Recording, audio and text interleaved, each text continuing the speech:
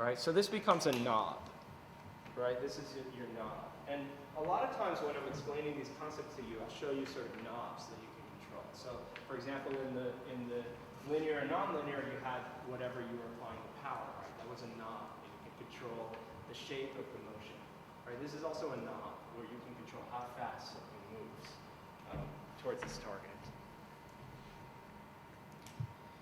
So what I'd like to do is take a break because it's getting kind of hot in here. So you can drink some water, you can smoke a cigarette if you want to. Where is the bathroom? Where should they go if they need to use the bathroom?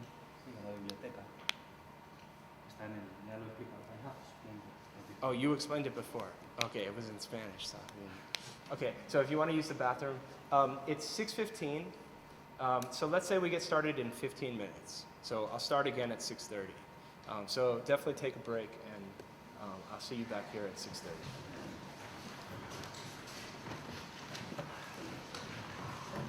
The double, you have to be very explicit to go from one type of data type to another. I'm going to put online a link to a tutorial which will explain a lot of these concepts. But for example, if I try to run this, it's going to be unhappy because it says that I'm trying to assign a double to a floating point variable. So you'll see me using f's. I do everything with floating point variables. There doesn't seem to be any reason or any practical reason right now for me to use doubles. I think that if you're a scientist, you may need that precision. You may need to have a bunch of decimal places, but floating point numbers are fine. And I'll do most of the work, and most of the code examples and everything you see will involve a lot of floating point numbers, because that's just, it's quite a fine way to move things around. The second question asked by, tell me your name? Henry. Henry. Oh, that's easy.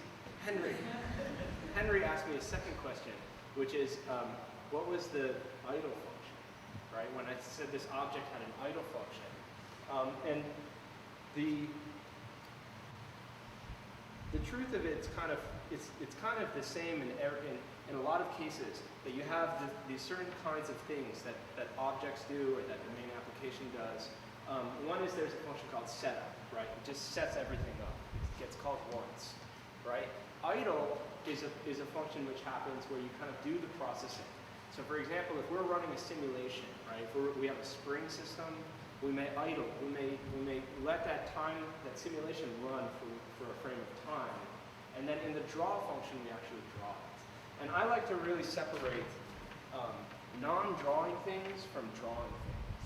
Okay, so if I have an object which is moving around on screen and things are happening inside of the object, I keep all the non-drawing in one function and all the drawing in another function, and it just helps me think better. So I'll have an idle, which is just kind of you idle for the frame, you do something. You do something during that amount of time, and then you have the draw function where you actually do the drawing. Does that make sense? Okay. Any other questions? No?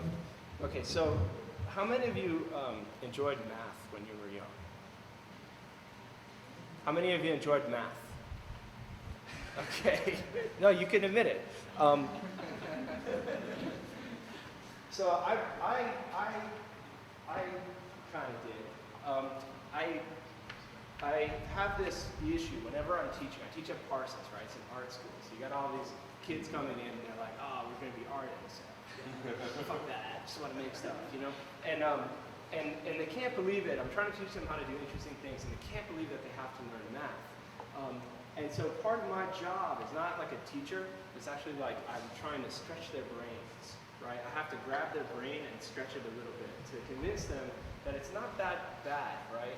So you probably had some terrible teacher, or some kind of stereotypical experience. But it's actually not that bad, and it can be quite fun if we can see what we're doing, right? If we're playing with numbers and we can actually see what happens from them, we can actually, come to understand what's happening a lot better.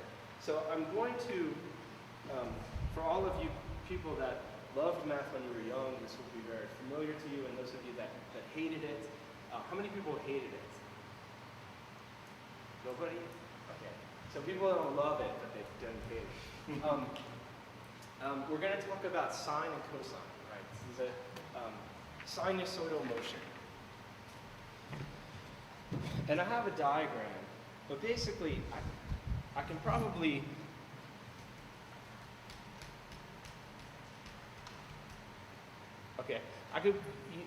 all you need to remember is this picture. You could write it down. I'll draw it on the board here. Basically, you just remember this circle intersect.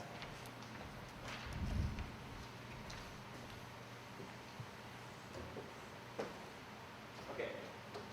Now, I'm going to make it. You need to see that board, so I'm going to come up with some kind of solution.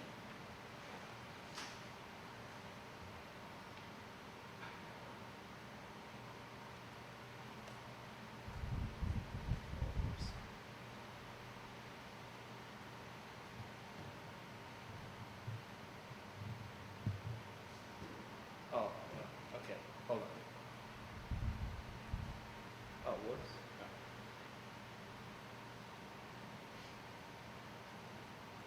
Do you like my lighting solution? Okay. So now we can see both the diagram and my drawing. Okay. Everybody can see this circle with a cross through it? Okay. This is the unit circle. All you have to remember in your lifetime is this, and you'll be able to figure out sine and cosine. Is just imagine a circle, right? And that this is 0, 0. And the circle has a radius of 1. Okay? The circle has a radius of 1. So that this is 1, 0. And imagine that there's a point that moves around the circle at a uniform rate. Right? There's a point which is moving around like a clock, like the second hand of a clock, or a minute hand or an hour hand. Right? But at a constant rate, moving around the circle. And this point, wherever it is, forms a triangle. And the triangle is formed by it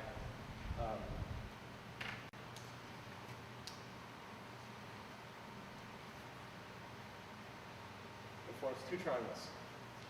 The first thing you do is you think of a line going from the origin, from the 0, 0 to the point as it moves around.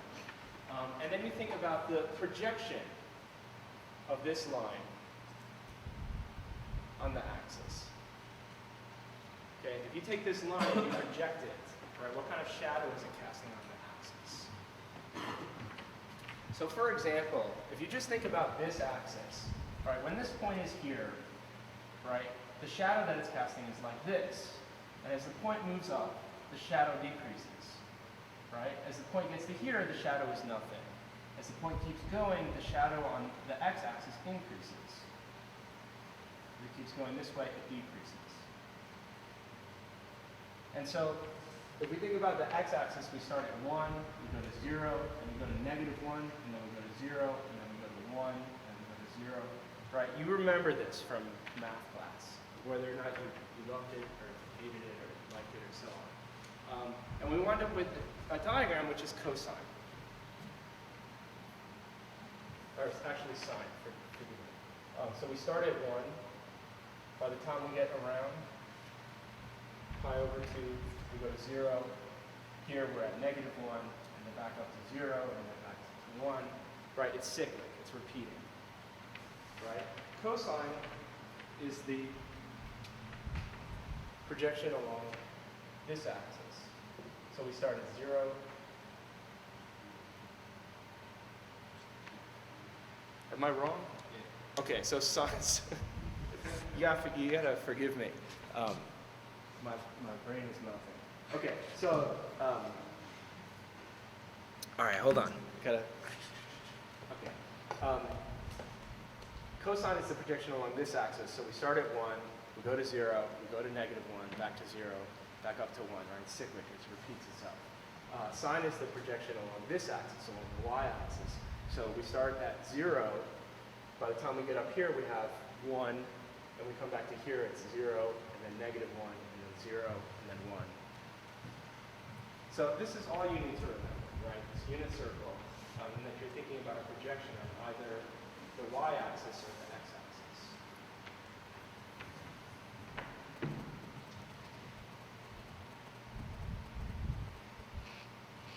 So the interesting thing about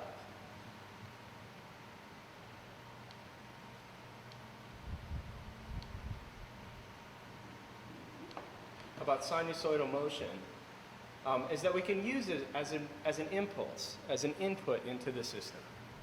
Okay, so in this case, we're making the object move back and forth, right? It's the same code as the first code that I showed you, where we used a percentage to move an object in a linear fashion. But now we're using a sinusoidal input to make the object move back and forth. But you can see that the quality of motion is different, right? You can perceive the quality of motion. It's based on this kind of idea of a circular path, right? If you think about it, it has this kind of feeling of moving around in a circle because it's based on a sine signal. And so all that's happening, all we're doing, is we have a variable called phase. And phase is the input into the system. And you think about phase as the amount we've moved around the circle, right?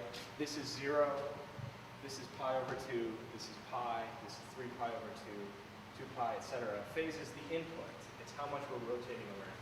So if phase increases slowly, we move slowly around the circle, like an hour hand. If phase is moving quickly, we move like a minute hand or a second hand, faster around the circle.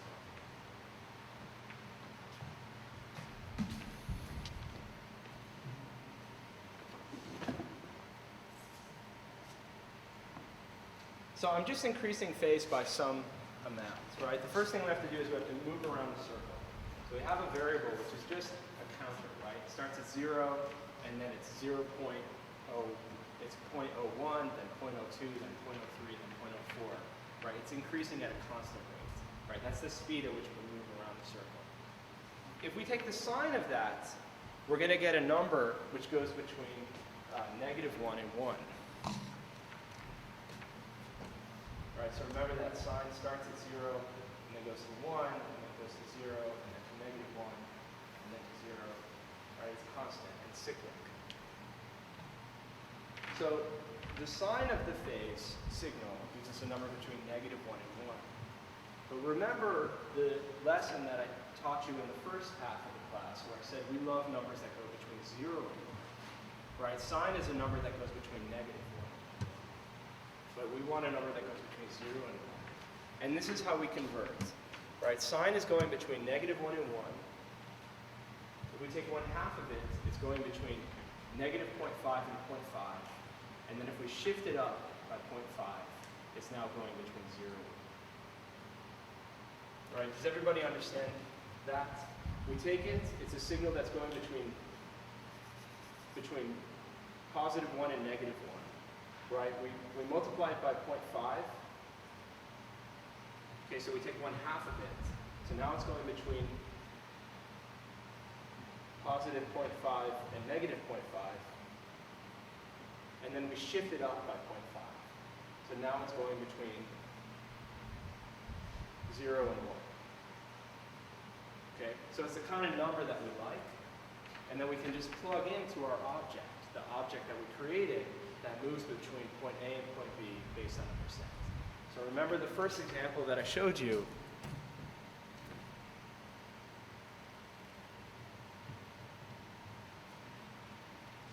Right, where we have a point A and a point B, and we have a percent variable which moves us from one place to another.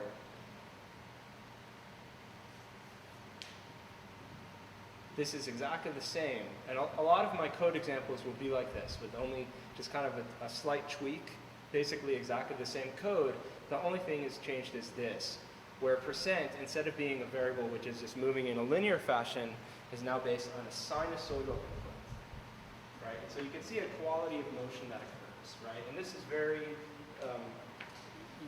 once you start to pay attention to it, you'll become very aware of things that are moving sinusoidally.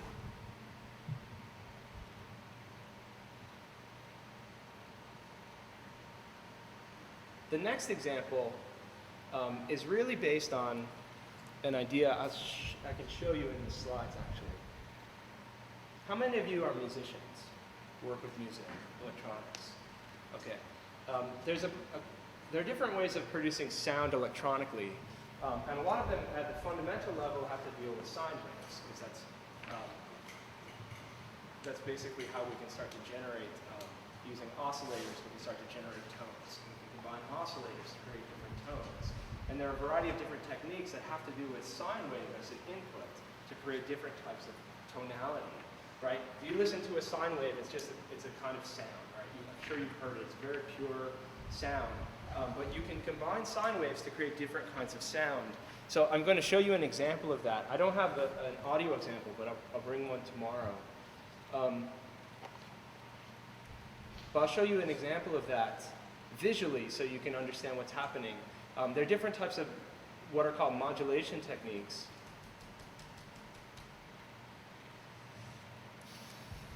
And one of them is called amplitude modulation. And usually when you do modulation, you're talking about a kind of carrier signal, and that you're modulating it in a certain way. And so amplitude modulation, you have a carrier signal, which is a sort of underlying frequency, and that you start to cap its volume at a certain rate. Right? Amplitude modulation takes two oscillators. One oscillator is the original signal, and the other oscillator is controlling the volume, right? Capping the volume.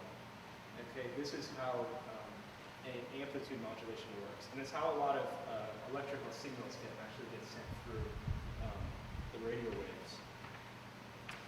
So amplitude modulation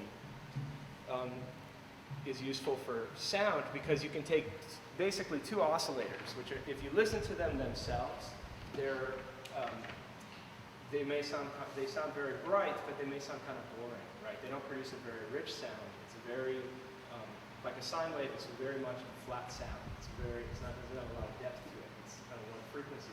But if you take two of them and combine them in this way, you create various harmonics and very interesting kind of sub-frequencies. And if you start to alter the relationships between the carrier signal and the modulator signal, you can create very interesting sounds. And so a lot of the early synthesizers used AM. Yamaha, I think, was a big proponent of AM synthesis. But we can actually do amplitude modulation with our sinusoidal motion. So the same way I showed you that graphic, right, where you had a carrier frequency, and then you modulated that carrier frequency with another frequency, right? So you may have a signal that looks like this, and you may have a modulator that looks like this, and you wind up with a signal that, right, it's enveloped, right? There's some sort of envelope to the signal that happens. And so the same thing is happening here. We have an underlying frequency that's moving the object back and forth, and then we have an envelope that's happening at a certain time. And we can create interesting kinds of motion. In the same way we can create interesting kinds of sound, we can create interesting types of motion by taking these two signals and modulating them in this way. Basically, it's the same code as before. I've just added, I have phase, right? That's our underlying signal. This is how fast we move back and forth. And all I've added is something called AM phase, which is the amplitude modulation phase, right? What is the rate at which we're doing this, right? What kind of if you think about it, you're listening to music on a stereo, and you take the volume knob and you do this repeatedly, right? So you're creating some sort of modulation on volume. We're doing the same thing. We're turning the volume on and off.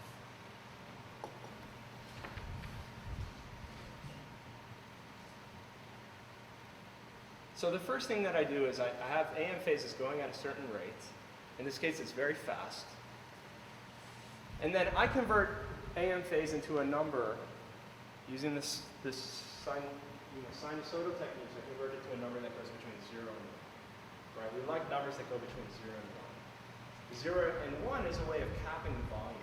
If you multiply some signal times 0, it has a volume of 0. If you multiply it times 1, it has its original volume.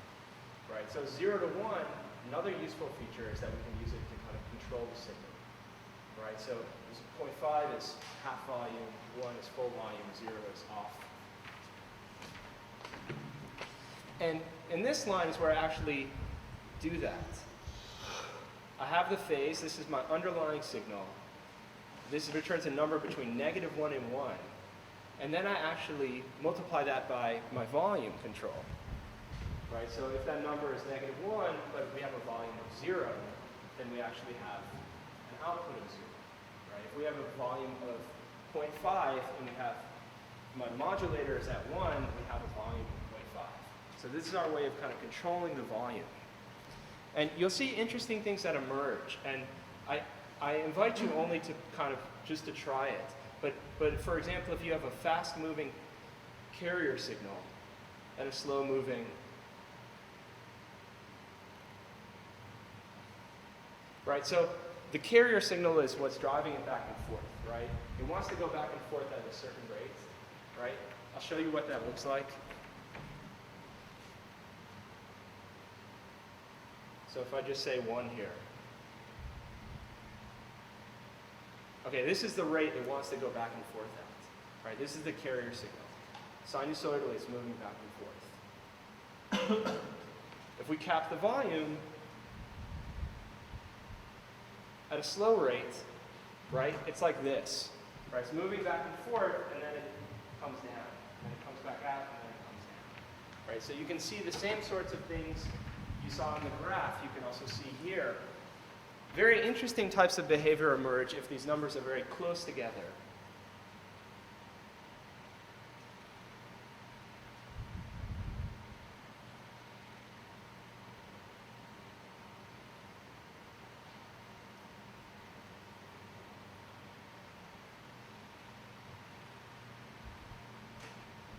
Okay, so you have a very fast carrier signal and also a very fast modulator signal, but they're not mathematically linked, so you get kind of weird patterns of behavior.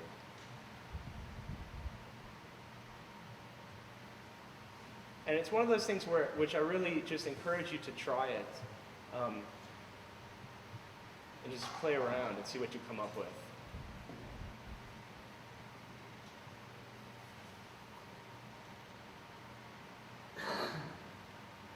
Okay, so that's that for amplitude. Does that make sense? Clear? Claro? Yeah.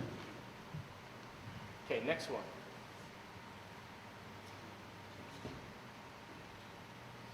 Okay, I created a trail object. This is, it's a little bit complicated code. I will explain it a little later on. I created a trail object so that we could see when an object's moving around, we want to see its motion. Right? We're going to start to move these objects sinusoidally in a kind of interesting manner. I just want to draw a trail, like a little comment at the end, so we can see how it's moving. So I added a class here. I'll talk about it in a second. But the class is basically saying, you know, keep a record and draw where you've been. So you see a path of motion. So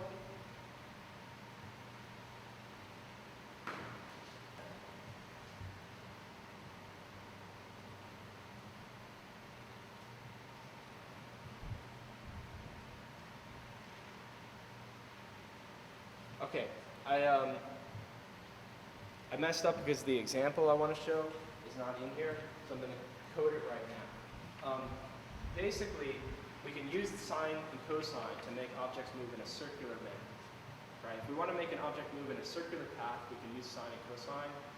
And this is useful, for example, if you want to do anything where you're moving objects in a circular manner, for example, to create a spiral. Right? If you wanted to create a spiral shape or something like this, or you had to make objects rotate in a certain manner. I'm just going to show you. It's very simple.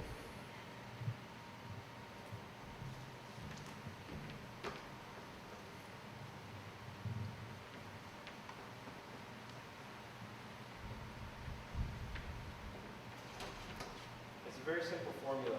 If you have a circle, okay, circle has a certain number of pieces of information we need to know in order to make an object move around. Right? It has an origin. So we need to know the origin.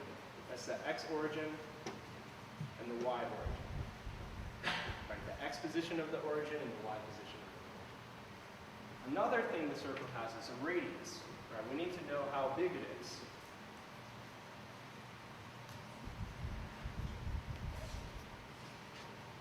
Right? And if we know the x origin, we know the y origin, and we know the radius, then given a certain angle, we can figure out where a point would be on the circle. Right? If we give it an angle of 0, we can figure out where a point would be. Or an angle of pi over 2, or an angle of 3 million. We can figure out where on the circle this point would be. And the formula is very simple, and it is based on a given angle. This is how I'll refer to the angle. Theta. So x equals x origin plus radius times cosine of the angle, and y equals y origin plus radius times sine. Okay, that's all you need to know in order to make something move in a circular manner. Right? Because it makes sense, right? Sine and cosine are based on the idea of an object moving around a circle, right? It makes sense that we would use sine and cosine if we want to make something move in a circular manner. So very quickly,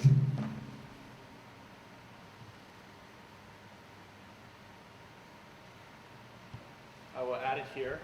I'm going to say float phase. This is the speed at which we move around the circle.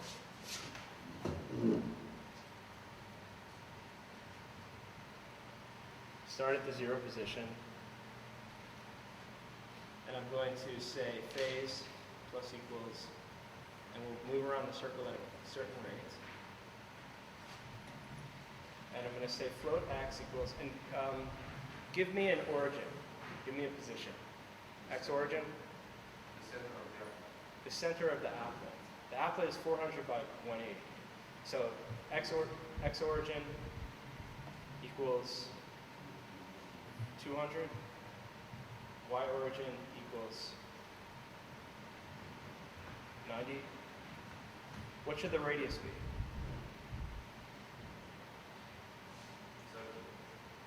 30?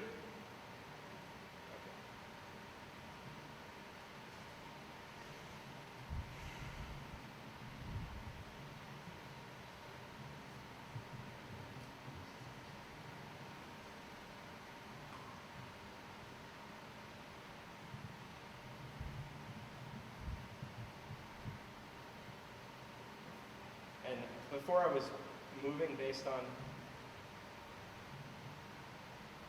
the mouse, and I'm going to...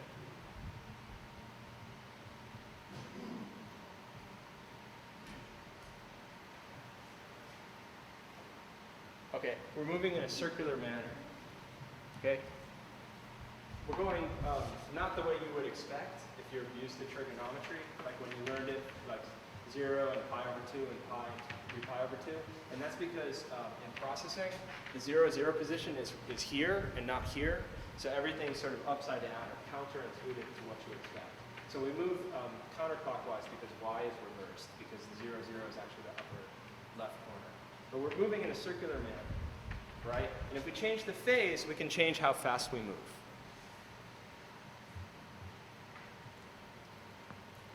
So for example, somebody give me a new phase, what I should add to phase. 1? Okay. But keep them, that's a big step.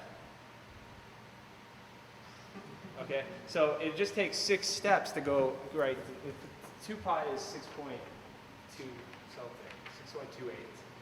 So it just takes 6 steps to go around the circle. So if we move the steps of 1, we take huge steps. We go around the circle really quickly. Okay, somebody give me a new phase.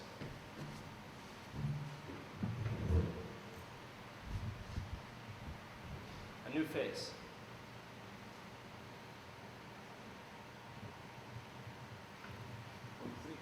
What? 0.3.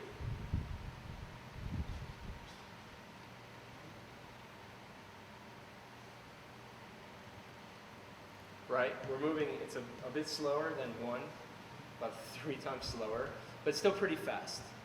All right, let's slow it down a lot. Let's make it 100 times slower.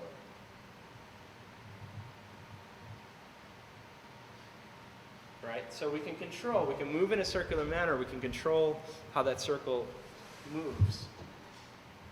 There are interesting things that can happen. For example,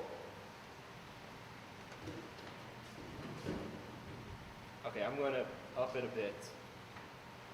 Let's go back to moving in kind of a fast manner. For example, the radius doesn't have to be fixed. So I could make the radius based on mouse position. So when the mouse X is low, I have a small radius. And when I move the mouse over, I have a large radius. All right, I move faster because my radius is larger, so therefore I move faster around the circle.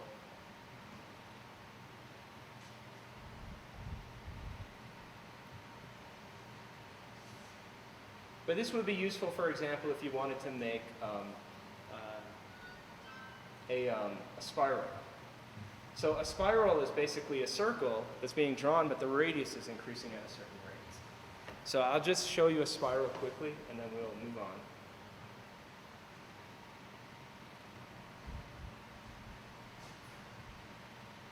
So I'm going to create a variable for radius, float radius.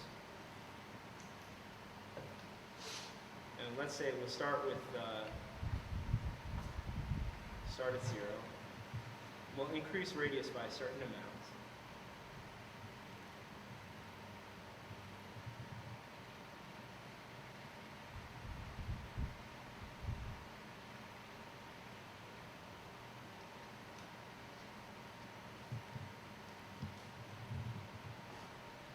Okay, but I have to make a longer trail so you can see it. So I'm going to,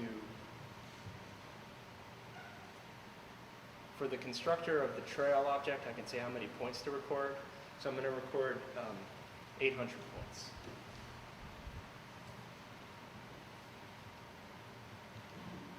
So there, that's a spiral. Okay, cool.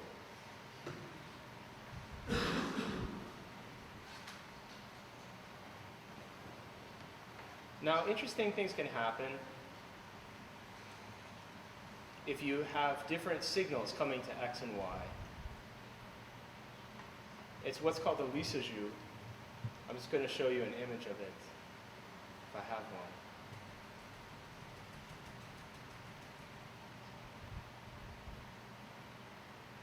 No, I don't have a good one. I'll bring one in tomorrow. It's basically the way people were looking at signals before on oscilloscope, right? If you had two signals and want to compare them to each other, you could do what's called a lisajou. One signal controls X, and another signal controls Y. You create a sort of visual form, right? And so we could do the same thing with the circle code, where we have different phases, right? Instead of moving around the circle at the same rate, the influence on X could move at a faster rate than an influence on Y. And the result is a kind of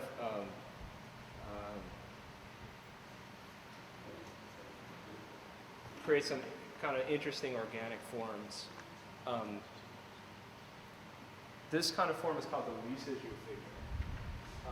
You could devote your whole life to playing around with lisajou figures, and people do. There is a lot of beauty inherent in kind of using sine and cosine, but we're going to. And so it's the same code as the circle code, but instead of having one phase, right, which moves the point around the circle, I have a phase for X and a phase for Y.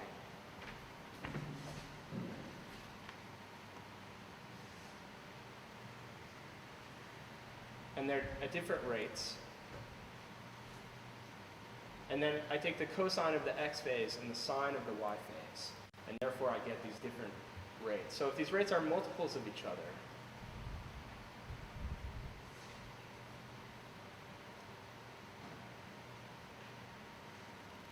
you wind up with sort of geometric patterns, right? If one rate is 2 times the other rate, you wind up with a geometric pattern, or 3 times the rate, right? Because this makes sense. right? We're going in y 2 times as fast as we're going in x, right? X is going back and forth at a certain rate, but y is going at double that rate, and that's why we draw this kind of form. Or if we go at triple the rates.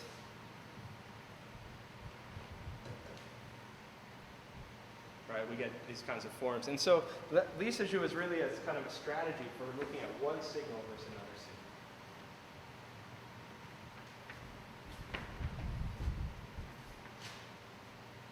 But if these numbers are not numerically fitting together, right, if they're not even multiples of each other, they don't fit exactly, you wind up with shapes that change over time.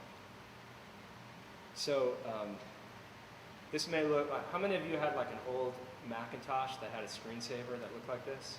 Did anybody have this as a screensaver? So if there's anything you can get out of this workshop is you can program your own screensaver. Okay. The next example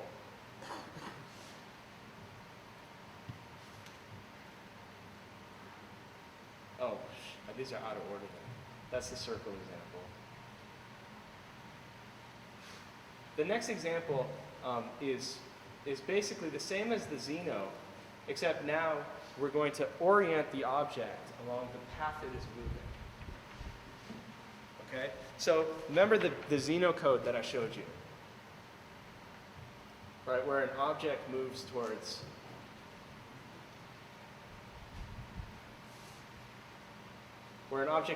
a target at a given rate. Okay? One thing that's very stiff in an example like this is that it's just a square, right? The square is just moving around, right? It's very flat. It's always oriented in the same way. Well, one easy technique that we can apply right away using sinusoidal techniques is we actually make the object point in the direction it's facing. We make the object look towards where it's moving. And this is really a kind of strategy for making things look lifelike.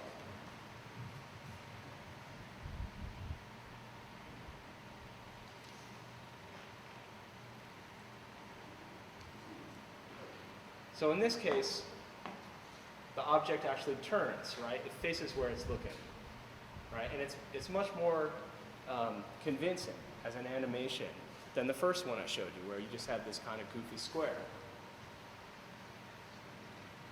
So the trick to it is that we can calculate based on a line, we can calculate an angle, right? If we have 2 points, if we have like a point A and a point B that represents a line, and there's a formula that we can call, same as we call sine and cosine, that will actually calculate the angle of this line. And the formula is called A tan 2. And basically it just says that given a certain line, right, if we take this line and we translate it to the origin, so that it starts at 0, 0 and it goes to a certain point, we can calculate what the angle is that this line is rotated around the center origin. So, and you can, if you look on the processing reference, a lot of the kind of code things we've been talking about, a lot of the ideas are here. I think also ATAN is here. ATAN 2. And there's information. And so if I don't convey enough information for you when I'm talking about these topics, a lot of the information you can find on the processing website, or if you ask me, I can tell you. But they have an example of how to use ATAN 2 as well.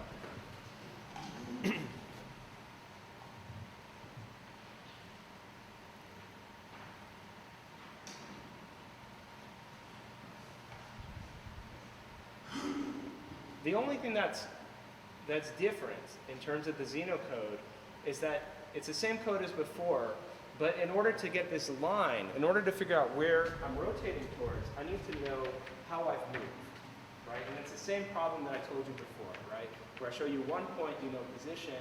I show you 2 points, you know velocity. I show you 3 points, you know acceleration. with 2 points, you know where I was before and where I am now, right? That represents a line. And that line has an angle, and therefore, I know how I've moved, I can face the way I'm moving. Because objects in the natural world tend to face the way they're moving, right? We're evolved, and so I can look this way and walk this way. But like little children can't do that, right? They look where they're moving. And so it's a common kind of phenomenon that objects will be oriented around the direction that they're moving.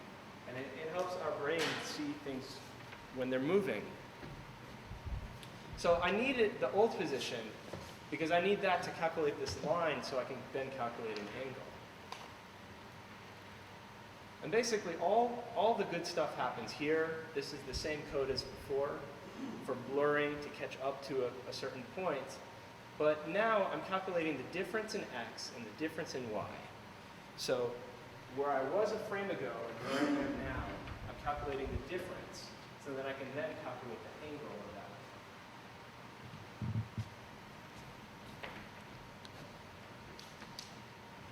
Finally, I perform a series of translations and transformations in order to actually rotate around the center of the object. I'm not going to talk about it right now. I can spend some time tomorrow talking about processing in terms of how it handles transformations.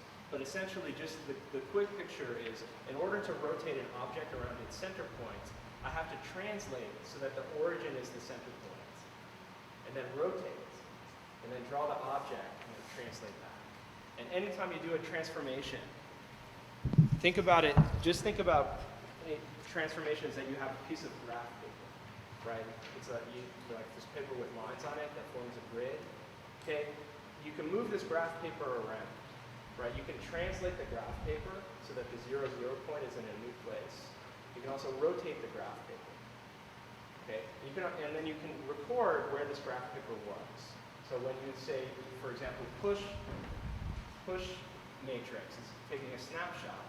When you perform a transformation, you're in a new place, and then when you pop, you're back to the old place. I'm not going to talk about this too much. There is a lot of information about this online, but essentially, in order to rotate that object around its center point, I make the origin the center point. I rotate. I draw the object now from 0, 0 instead of x and y, and then I pop back to the original place. So basically, I'm kind of playing with the graph paper in order to rotate the object.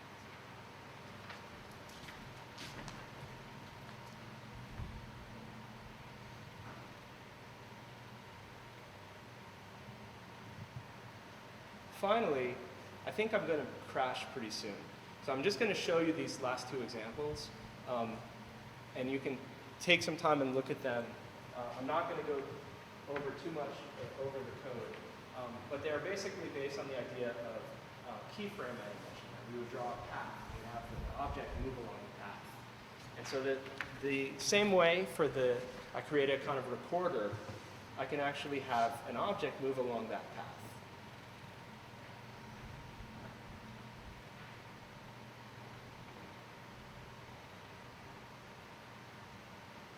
Right, we can record information from the mouse.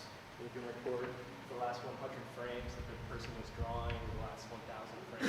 And then we can have an object that moves along that recording.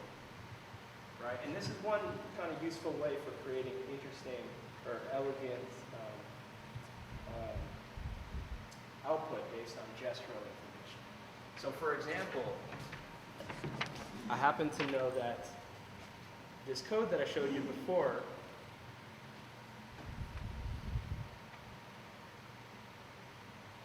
where you get this beautiful organic pen, right? This thing that James Tyndall made. The way it actually comes from is that you made a drawing, and he's walking along the drawing, and the object that's walking along the drawing has some springs attached to it, and those springs are kind of shaking.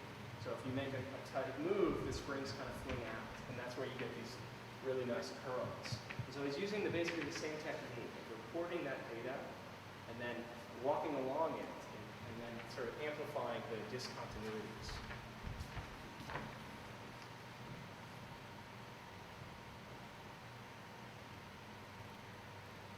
So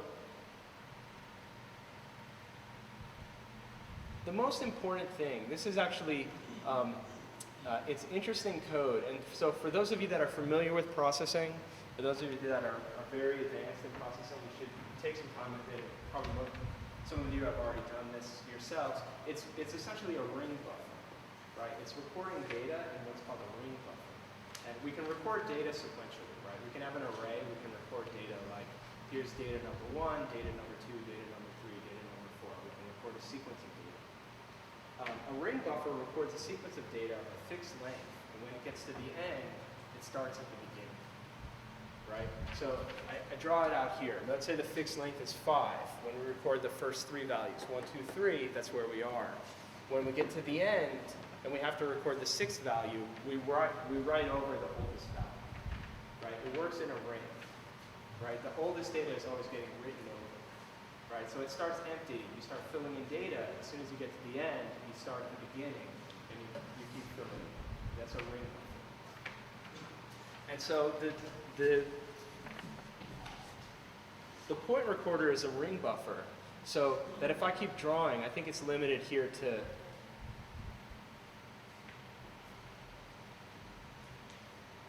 you see what's happening? Every time, as I'm drawing, I'm recording over old data. Right? I'm recording new data, and old data is getting erased. So in order to make that work, this is a kind of data problem. I'm not going to talk so much about what's happening, but the code is not very long. You can take a look at it. I create a ring buffer so that we can move through the ring buffer in a certain manner, and when we need to record over, we'll record over old data. So keep moving across the ring buffer in a certain manner. If you take a look at it, it's actually very useful, but we're not going to talk about it so much. The last thing I want to show, and then it's it for today, is the same code, but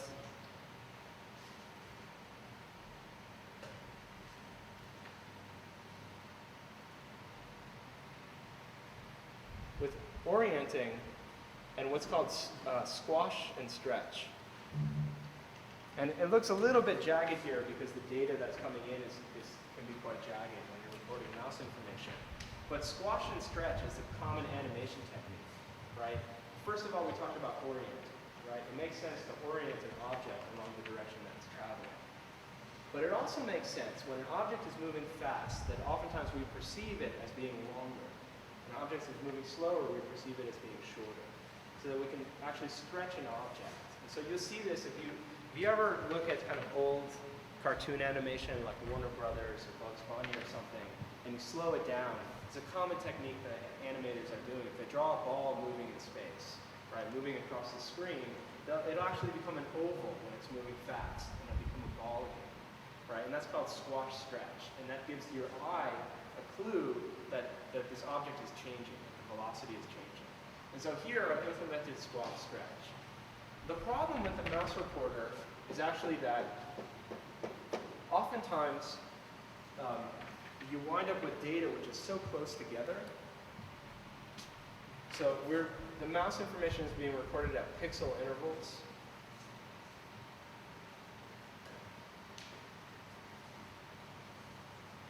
And if you're comparing these pixel intervals, sometimes you'll get kind of really weird 45-degree changes. Or you'll get pixels that are so close together are actually the same pixel from point to point that you wind up with like no velocity and then sun velocity and then no velocity and then sun velocity. And just to show you, so you know what I'm talking about, these really small things can have a big influence if you're using them. Let's go to orientation. In this case, right, it's orienting, right? It's fine, it's fine, it's fine. But if I go near the center, it's kind of messed up, right? Because there's a line, right? It's moving really slowly, right? It's the Xeno problem, right? It's getting closer and closer and closer. It's this very small line. So it doesn't take very much motion for me to really mess up its orientation, right? If it's fixed around the orientation, then you see it messes up because it's such small detail, right? It has trouble. So that's the same kind of problem you're seeing here.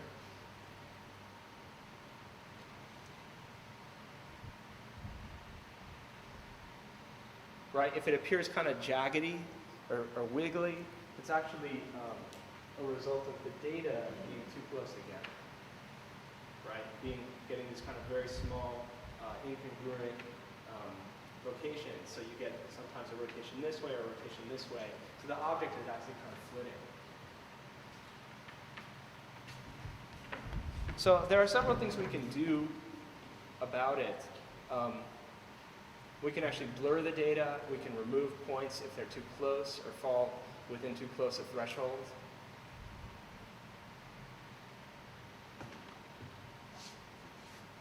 But I'm going to leave it for now, and I'm going to let you try it and play with it.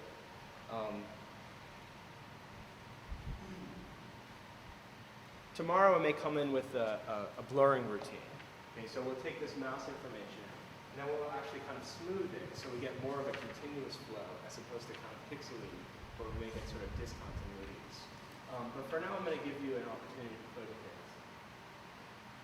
What's going to happen is the following. I'm going to post these processing examples on the website.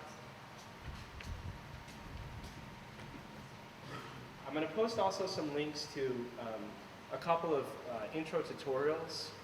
There's a lot of information on the processing site, but there's a couple of good tutorials that are not on it that I want to point out to you. This is the website. thesystemis.com/makingthingsmove. It doesn't exist yet. It will exist. I think I need to take a short nap, and then, so it'll probably, what time is it now? 7:30. Okay, I need to take a siesta, and then I think it will be on by about 10 p.m. tonight. And so you can check it out. Also, the code is going to be available on the computers in the lab. Write down my email address as well. What I'm going to do is that since this is basically the same material as the course that I taught at Parsons, I'm going to give you basically the same problem sets. And you can do as much or as little as you want to. But it's a good idea if you want to play with the code. The best way you can learn is by reading through code and by altering code in order to understand what's happening. Right? The best way you can learn how to program is by actually reading through code, trying to figure out what's happening, and playing around with it. And I've showed you several knobs. And at the least you can do, in order to understand what's going on, is to try to play with these knobs, try to understand the relationships. If you feel ambitious, I'm going to give you problem sets that you can try that will help kind of expand your vocabulary. If you are new to processing or new to programming, then all of this may be a bit over your head. It may be worth just downloading processing and playing with processing. And there are a lot of very simple examples on the website and simple examples in the program.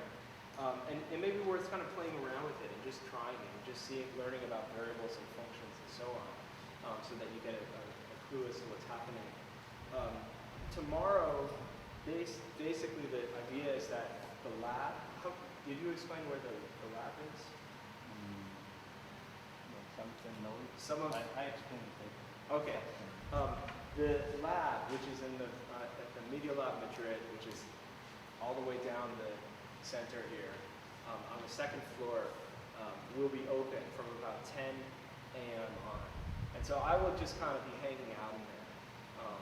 And so stop by if you want to, if you have questions, if there's something you don't understand, or you try to do the homework and you have some sort of problem, or you have some sort of success and you want to show me something interesting, definitely stop by, or send an email. Do as much or as little as you want to, but it's probably a good idea to get familiar with processing, download the code, and to play with it. And so just to point out, we're using the latest version of processing. So older versions of processing sometimes had incompatibilities. So we're using the latest release, which you can find on the processing.org website. I'll include the URL on this website. And just to be clear, I don't know what it's like. How many of you have a Macintosh? Okay, I don't know what it's like on a Macintosh in OS 10. It's the same, yeah. I don't know where it puts your sketchbook, but in Spanish keyboard, the left curly doesn't appear. Doesn't work. No. Can you write code then, or no? Huh? Can you write code with processing, or no? Yeah, I think so. Okay. It's like the drum doesn't work. Okay. I don't know. With the Spanish keyboard. Yeah. Visual Spanish. Okay. I'll take a look. I'm not. You have to tell me more what you mean after this. I'll take a look. But the way it works for processing on a Windows machine is it puts this folder called processing in your My Documents folder, and then that's where you put the example code that you want to try. And so when you download this code from me, it'll basically be all of these folders that look like this, and they will have very little in them, just one PDE file, which is the main processing kind of file, and one Java file, which are the external classes. So you'll basically be able to drag these folders that I create for you into your processing folder, and then when you open processing, the next time you open it, you'll see these examples in the sketchbook menu, and then you can go ahead and play with them.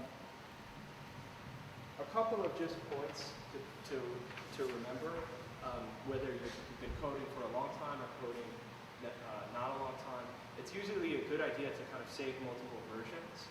So if you're working on something and you're playing around with it, and you find something that you like or something that, etc., it's usually a good idea to save multiple versions and not to just comment out code and keep coding. To actually kind of work towards something, and it's easier to go back. And it's oftentimes when I was just starting out that I was just kind of overriding what I was doing, then I couldn't go back. It was very hard. So it's useful to kind of save multiple versions. And the other thing that I want to recommend to you, whether or not you're beginning or advanced or so on, is the idea that programming is essentially typography, right? You're dealing with type, right? You're creating these nouns and verbs, you're creating these ideas, these logical relationships and so on. But in the end, it's a text file, right? It's a document. And you can make that document look either nice or you can make that document look terrible. And I say code is typography, and I really mean that you should think about kind of making your code clean and nice and readable and legible, and certain kinds of things like tabs, or even I'm always doing things like this, like putting a line, a couple of slashes and lines to really help my eye visually see that this is a separate idea for this idea. So think about it. You can write code in any kind of way, right? There doesn't have to be any spaces here. It could be completely illegible, or it could be very legible. And you can think about it as a typographic experiment in legibility. I'm happy to stick around now and answer any questions you have. You want to explain anything about the lab? El Media Lab está en el patio norte. Se accede por la puerta pequeña que hay en la calle Conde Duque y está en el piso de arriba, justo donde están las exposiciones de Foto España. Ahí está la entrada, subís un piso y bueno, está ahí a mano derecha. Hay una exposición en el salón de actos, pues en el otro lado. Os informan en la entrada. De ahí a partir de las 10 estará abierto. Hay ordenadores con procesos instalados, pues que tengáis portátil y podéis traerlos. And the last thing I want to say is we're going to make a jump. And I'm going to tell you about all of the jumps we're going to make. But the jump we're going to make from day 1 to day 2 is the jump from explicit to implicit. Okay, so the same way I showed you the idea that I was moving a coin around with my finger, and then the second picture I showed you where I'm throwing a bunch of coins down on the table, we're going to make a jump. We're going to jump from explicit to implicit. And the second day, when we move from day 2 to day 3, we're going to make another jump. I'll explain it to you tomorrow. which is just thinking a bit more in a more advanced way about the kinds of simulating we're doing. But days 2 and 3 aren't going to be simulations, so we're going to be kind of creating objects, but letting the objects work on their own, as opposed to saying, you go here at this point, or you belong here. We're going to give those objects certain properties, and then watch the sort of behaviors that emerge based on the properties that we